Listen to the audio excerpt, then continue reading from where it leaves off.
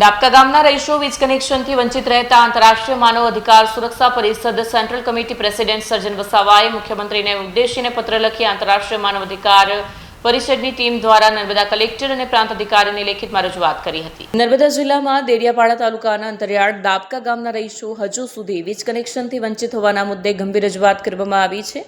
મળતી માહિતી મુજબ દેડિયાપાડા તાલુકાના પૂર્વપટ્ટી વિસ્તારમાં આવેલ ડાબકા ગામના અનેક પરિવારો આજે પણ વીજળી વિના જીવન જીવી રહ્યા છે। આ મુદ્દે આંતરરાષ્ટ્રીય માનવ અધિકાર સુરક્ષા પરિષદ સેન્ટ્રલ કમિટી પ્રેસિડેન્ટ સર્જન વસાવા દ્વારા રાજ્યના મુખ્યમંત્રી ભૂપેન્દ્ર પટેલ તેમજ ઉર્જા મંત્રી ઋષિકેશ પટેલને લેખિત પત્ર પાઠવી તાત્કાલિક પગલાં લેવા માંગ કરવામાં આવી છે।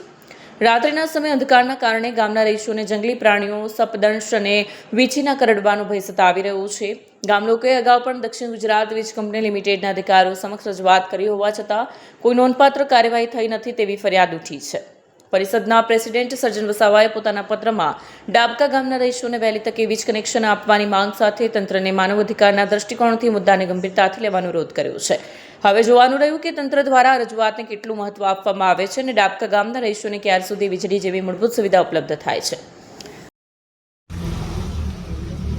મારું નામ બંગડાભાઈ રાજ્યભાઈ વસાવા, ગામ ડાબકા। તે ઘર વપરાશ મીટરની જરૂર હોય ઘણા સમયથી જે દક્ષિણ ગુજરાત વીજ કંપની લિમિટેડને જાણ કર્યું છે, પણ આજ સુધી મીટર આવ્યું નથી અને ગયા વર્ષે પણ અમે મીટરના ફોર્મ ભરેલા છે। તો અમને ઘર વપરાશ માટે મીટરની જરૂર છે, તો અમે મીટરની માંગણી કરીએ છીએ। તો મીટર વહેલી તકે મળે એવી મારી વિનંતી છે। ડાબકા ગામનો રહેવાસી છું।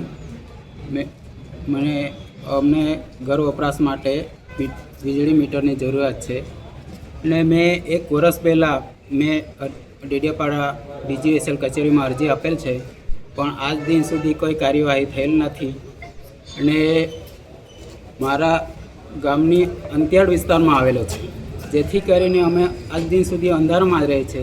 અમારા વિસ્તાર જંગલ એરિયામાં આવેલો છે, જેની જંગલી પ્રાણીઓનો બીક હોય છે, સર્પદંશની બીક હોય છે, પછી વીંછી કરડવાના બનાવો થાય છે, જેથી અમે લોકો રજૂઆત કરીએ છીએ કે જેથી કરીને અમે વીજ મીટરો મળે અને અમે પણ અંધારામાં રહી શકીએ। તે માટે અમે ડેડિયાપાડા પ્રાંત અધિકારી શ્રીને અમે આવેદનપત્ર અપાવેલા છે। વિડીયો જર્નાલિસ્ટ સર્જન વસાવા સાથે સત્યા ટીવી ન્યૂઝ, ડેડિયાપાડા।